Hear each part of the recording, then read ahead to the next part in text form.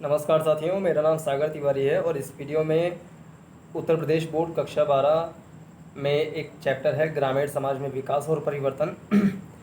इसमें पहले प्रश्न के बारे में चर्चा कर चुके हैं कि भूमि स्वामित्व के विभाजन के लिए किस शब्द का प्रयोग किया जाता है। इसका चर्चा कर ली है विस्तार पूर्वक से, और इस प्रश्न के जो डिटेलिंग है उसको देखने के लिए इसी वीडियो के डिस्क्रिप्शन में इसका लिंक मिल जाएगा, उसको आप देख सकते हैं।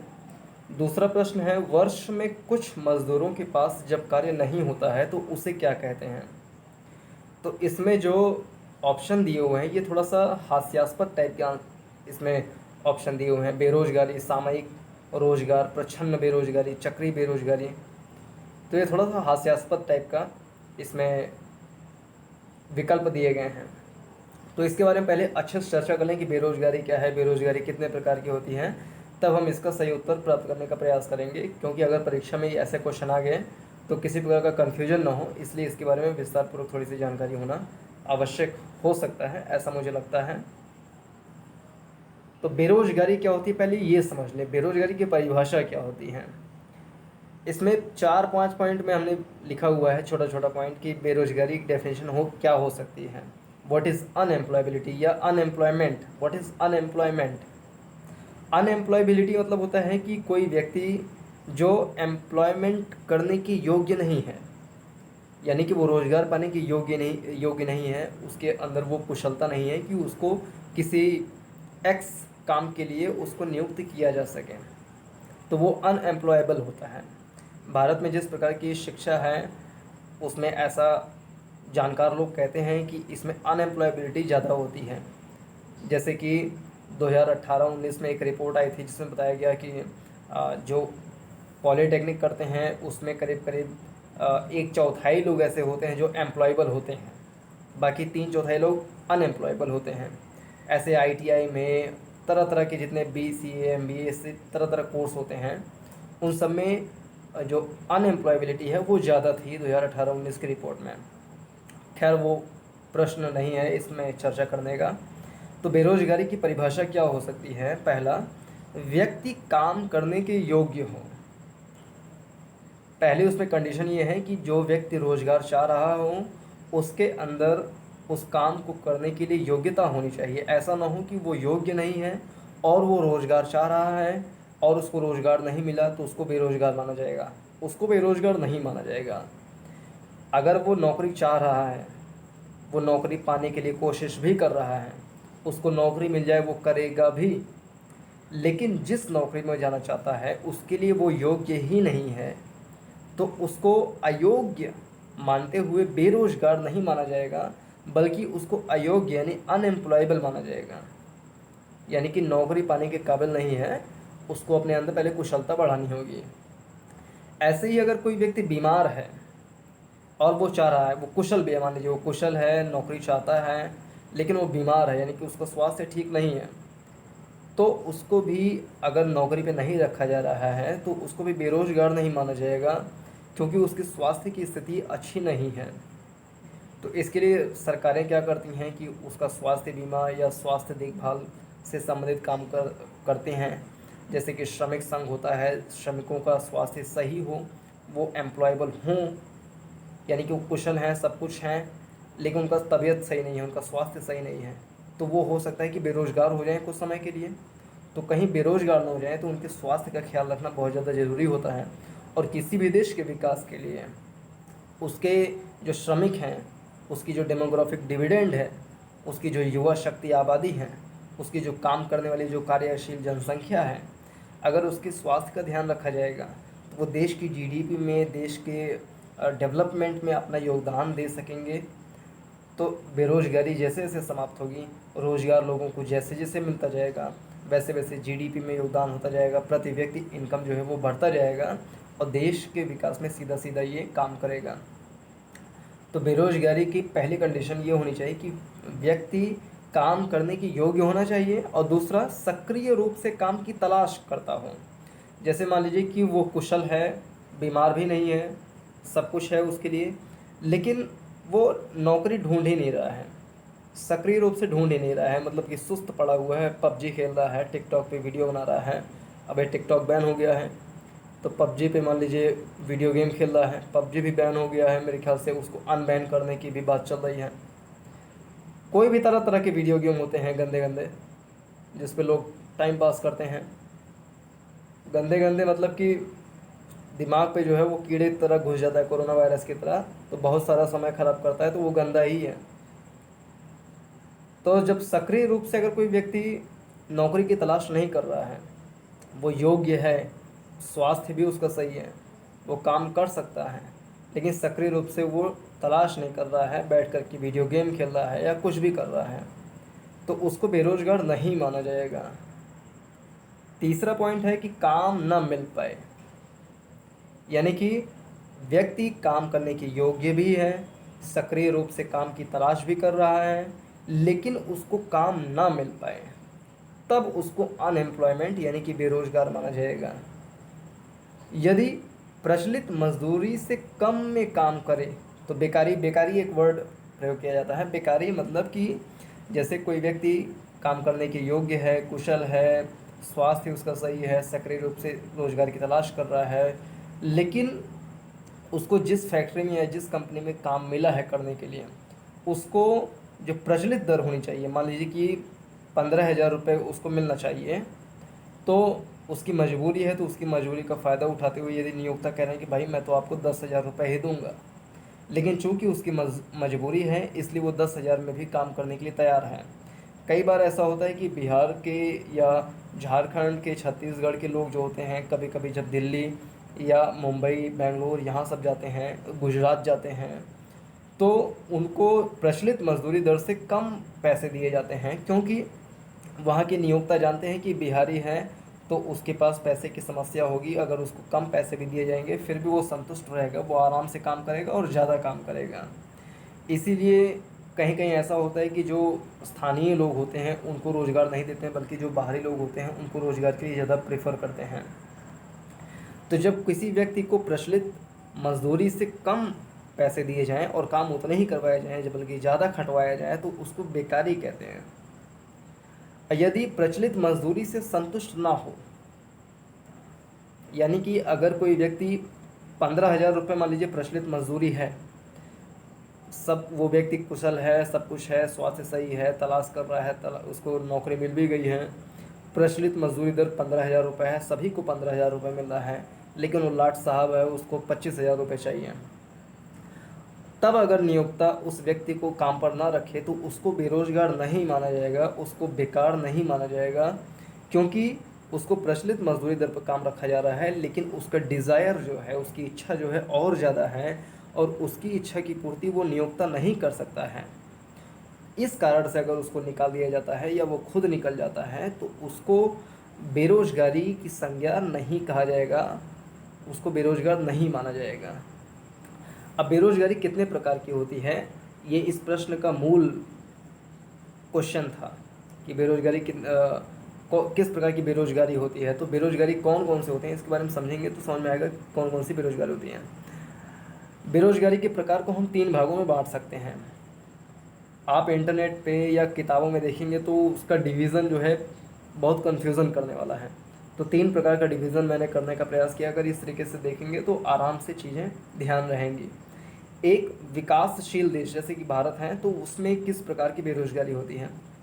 एक विकसित देश जैसे जर्मनी, जापान, चाइना या अमेरिका को ले लें, तो वहाँ पर किस प्रकार की बेरोजगारी होती है, और कुछ बेरोजगारी उसको अन्य प्रकार की बेरोजगारी में रख लेते हैं। तो विकासशील देश में बेरोजगारी किस प्रकार की होती है, तो 2 प्रकार की बेरोजगारी होती है। जैसे भारत में 2 प्रकार की बेरोजगारी हो सकती है, एक मौसमी बेरोजगारी, एक संरचनात्मक यानी कि स्ट्रक्चरल बेरोजगारी। मौसमी मतलब सीजनल बेरोजगारी, अनएम्प्लॉयमेंट। मौसमी जैसे कि शब्द से इसमें पता चलता है कि कोई मौसम में, जैसे भारत एक कृषि प्रधान देश है ही है, 60-70% लोग प्रत्यक्ष रूप से गांव में रहते हैं, वहाँ के कृषि करके रोजगार प्राप्त करते हैं। तो जब कृषि में सपोज़ धान का गेहूं का फसल बो दिया, रबी का फसल बो दिया, अब रबी की फसल की कटाई के लिए कम से कम 4 महीने चाहिए, 3-3.5 महीना चाहिए। तो उसके बीच में वो व्यक्ति, उसके पास काम नहीं है उतने बीच में, तो जो 3 महीने का उसका घर बैठा हुआ है आराम से, तो उसको हम कह सकते हैं कि 3 महीने वो बेरोज़गार है।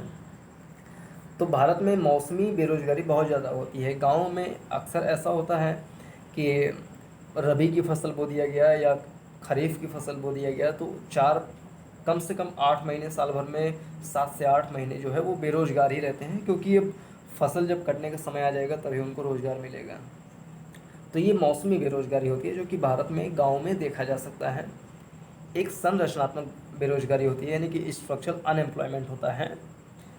इसमें क्या होता है, दीर्घकालिक परिवर्तन जब किसी संरचना में या किसी उद्योग में जब दीर्घकालिक परिवर्तन किया जाता है, यानी कि कह सकते हैं लॉन्ग टर्म चेंजेस किए जाते हैं, तब उसको संरचनात्मक बेरोजगारी कहा जा सकता है। ये कब होता है, जैसे मान लीजिए कि कोई फैक्ट्री है, वो फैक्ट्री स्कूटर बनाती थी, मान लीजिए स्कूटर पहले बनाती थी, लेकिन अब वो नियोक्ता चाह रहे हैं कि स्कूटर ना बनाए, अब 4 पहिया गाड़ी बनाएं, या 2 पहिया गाड़ी बनाएं, या 4 पहिया गाड़ी बनाएं मान लीजिए।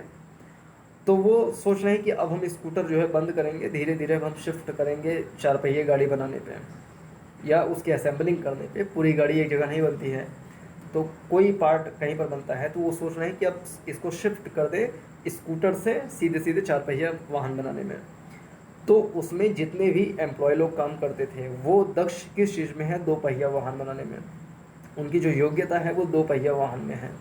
लेकिन चूंकि संरचनात्मक परिवर्तन कर दिया गया है, यानी एक दीर्घकालिक परिवर्तन कर दिया गया है, तो क्या होगा कि उनकी जो योग्यता होने के बावजूद भी, चूंकि वो 4 पहिया वाहन बनाने के योग्य नहीं है, इसलिए वो बेरोजगार हो जाएंगे। तो इसको हम दीर्घकालिक परिवर्तन कह सकते हैं। जैसे अभी वर्तमान समय में देखा जाए, लॉकडाउन के समय में देखा जाए, तो विद्यालय जो थे परंपरागत तरीके से चलते थे। शिक्षक आते थे, क्लास में पढ़ाते थे, महीने में उनको सैलरी मिल जाती थी। लेकिन इस समय क्या है, चीज़ें ऑनलाइन माध्यम में शिफ्ट हो गई हैं। तो जो टीचर अपने आप को इस परिवेश के हिसाब से ढाल पा रहे हैं, ऑनलाइन वीडियो बना करके स्टूडेंट्स को प्रोवाइड कर रहे हैं, तो उनका तो रोज़गार चल जा रहा है। लेकिन जो लोग इस बदलते परिवेश में अपने आप को नहीं ढाल पा रहे हैं, तो वो अनएम्प्लॉयमेंट अपने आप ही हो जाएंगे, अनएम्प्लॉय अपने आप हो जाएंगे, बेरोज़गार हो जाएंगे। तो ये एक संरचनात्मक परिवर्तन है कि पहले की संरचना ऑफलाइन मोड में पढ़ाने की थी, अभी सीधे सीधे संरचना अचानक से बदल करके ऑनलाइन पे आ गई है, तो नई संरचना में अपने आप को फिट नहीं कर पा रहे हैं। तो ये हम कह सकते हैं कि ये भी एक प्रकार से संरचनात्मक परिवर्तन हो गया है, जिसके कारण से स्ट्रक्चरल अनएम्प्लॉयमेंट की स्थिति उत्पन्न हो गई है। तो ये 2 प्रकार की स्थिति जो है भारत जैसे देश में उत्पन्न होती है। विकसित देश में 2 प्रकार की, एक चक्रीय यानी कि साइक्लिकल अनएम्प्लॉयमेंट, एक प्रतिरोधात्मक या फिर घर्षण जनित बेरोजगारी, जिसको फ्रिक्शनल अनएम्प्लॉयमेंट बोल सकते हैं। तो ये विकसित देशों में इन 2 प्रकार की बेरोजगारी हो सकती है। चक्रीय बेरोजगारी क्या है, मांग पूर्ति पर आधारित। जैसे कि मान लीजिए कोई फैक्ट्री है, वहाँ पर ब्रेड बनता है।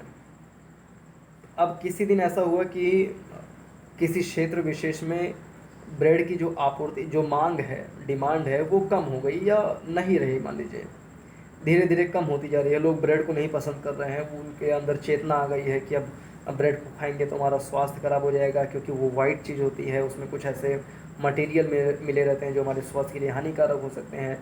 तो हो सकता है कि किसी क्षेत्र विशेष के लोग धीरे धीरे अब ब्रेड को बंद करना शुरू कर दें, तो उस क्षेत्र से ब्रेड की जो मांग है वो कम हो जाएगी या फिर ख़त्म हो जाएगी। तो जो फैक्ट्री डिपेंड थे उस एरिया के लिए कि हम उस एरिया में माल को सप्लाई किया करते थे, वहाँ से जब डिमांड ही बंद हो गई है, तो फैक्ट्री में अपने आप ही जो सप्लाई है, जो प्रोडक्शन है, वो बंद हो जाएगा। तो जो लोग उस प्रोडक्शन में या फैक्ट्री में काम करते थे, उनका एम्प्लॉयमेंट जो है वो अपने आप ही ख़त्म हो जाएगा, वो बेरोज़गार हो जाएंगे। तो इस प्रकार से मांग पूर्ति का काम चलता है। भारत में अगर देखा जाए तो भारत में भी इस प्रकार की बेरोजगारी होती ही है, चक्रीय बेरोजगारी भारत में भी होती है, लेकिन विकसित देशों में थोड़ा सा ज़्यादा देख सकते हैं। भारत में भी होती है, पर्याप्त मात्रा में भारत में भी होती है कि कुछ क्षेत्र, जैसे अभी लॉकडाउन में ही देखा जाए तो फर्नीचर का हो गया या बिल्डिंग बनाने का काम होता था, जो रियल एस्टेट का काम होते थे, उन सब में डिमांड जो है वो कम हो गई, क्योंकि लोग डर रहे हैं, डरना भी चाहिए कि ज़्यादा पास आएंगे या काम करेंगे तो कहीं कोरोना वायरस संक्रमित ना हो जाए। तो क्या हुआ कि डिमांड में कमी आ गई, तो सप्लाई में भी अपने आप ही कमी आती जाएगी, जिससे लोगों का छंटनी जो है शुरू होता जाएगा। जैसे देखें, लॉकडाउन के समय में एक डॉक्टर विवेक बिंद्रा जी ने एक इंटरव्यू किया था नितिन गडकरी जी के साथ, जो कि परिवहन मंत्री हैं। उन्होंने उसमें बताया कि 12 करोड़ लोगों का रोज़गार जो है सीधे सीधे लॉकडाउन के समय में चला गया।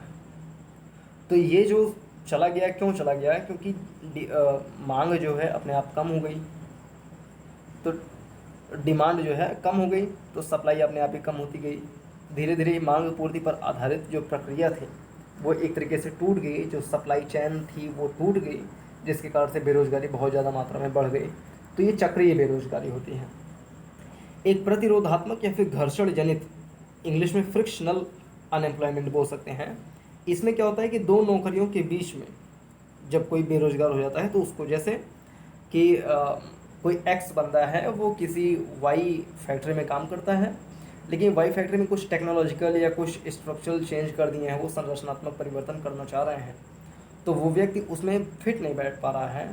तो वो एक नौकरी से निकल करके दूसरे नौकरी में जब तक जाएगा, तो उसके बीच में जो वो काम नहीं कर पा रहा है, अनएम्प्लॉयमेंट है, तो वो घर्षण जनित बेरोजगारी हो गई।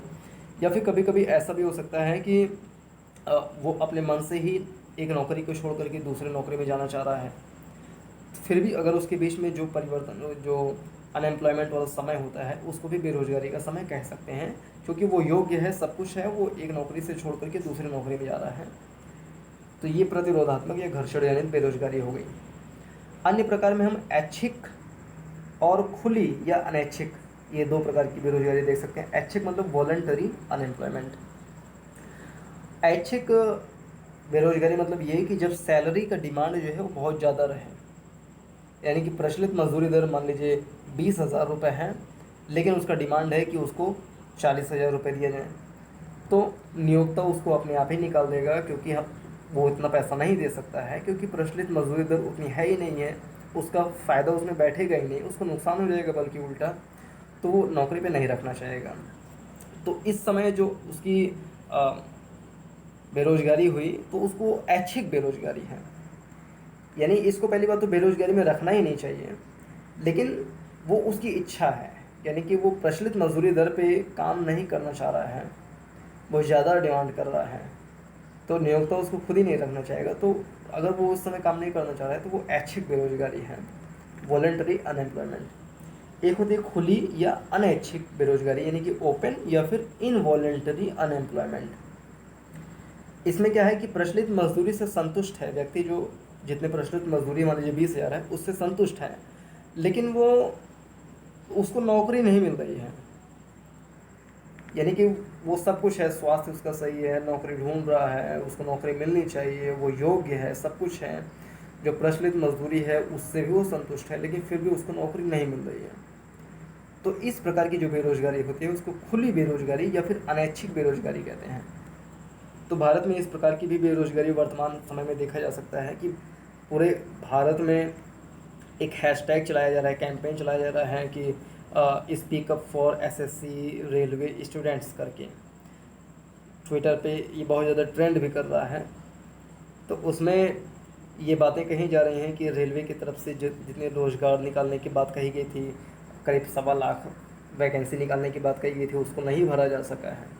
यानी कि लोग पेपर देने के लिए तैयार हैं, उनको नौकरी चाहिए, वो योग्य भी हैं, परीक्षा के आधार पर वो जब पास हो जाएंगे तो योग्य हो जाएंगे उस चीज़ के, लेकिन फिर भी उनको नौकरी नहीं मिल पा रही है। तो ये अनैच्छिक बेरोजगारी है, यानी कि इनवॉलेंटरी अनएम्प्लॉयमेंट है। तो आशा करते हैं कि ये वीडियो समझ में आई होगी कि बेरोजगारी क्या होती है और बेरोजगारी कितने प्रकार की होती है। अब इस प्रश्न को सॉल्व करते हैं। क्या इसमें दिया गया है कि वर्ष में यानी एक साल में कुछ मज़दूरों के पास जब कार्य नहीं होता, यानी कि मज़दूर हो सकता है कि किसी समय काम उनको मिला हो, किसी समय काम नहीं मिल पाया हो, तो उसको कौन सी बेरोजगारी कहेंगे? तो उसको हम कह सकते हैं सामयिक बेरोजगारी कह सकते हैं, इसको सामयिक बेरोजगारी कह सकते हैं। ये हो सकता है। इसमें बेरोजगारी कह दिया तो बेरोजगारी तो सारे ही बेरोजगारी हैं, लेकिन वर्ष में अगर कुछ समय के लिए बेरोजगारी नहीं मिल रहा है तो उसको सामयिक बेरोजगारी कह सकते हैं, या मौसमी बेरोजगारी कह सकते हैं, या चक्रीय बेरोजगारी भी कह सकते हैं, जब मांग पूर्ति वाले संबंधित चीज़ें हों। तो आशा करते हैं ये वीडियो समझ में आई होगी। इसको अपने सभी साथियों के साथ शेयर कीजिए और चैनल को सब्सक्राइब कीजिए, ताकि इसके आगे वाले जितने प्रश्न हैं, 14 प्रश्न हैं टोटल मिला करके, तो इसमें दूसरे प्रश्न पे चर्चा कर लिए।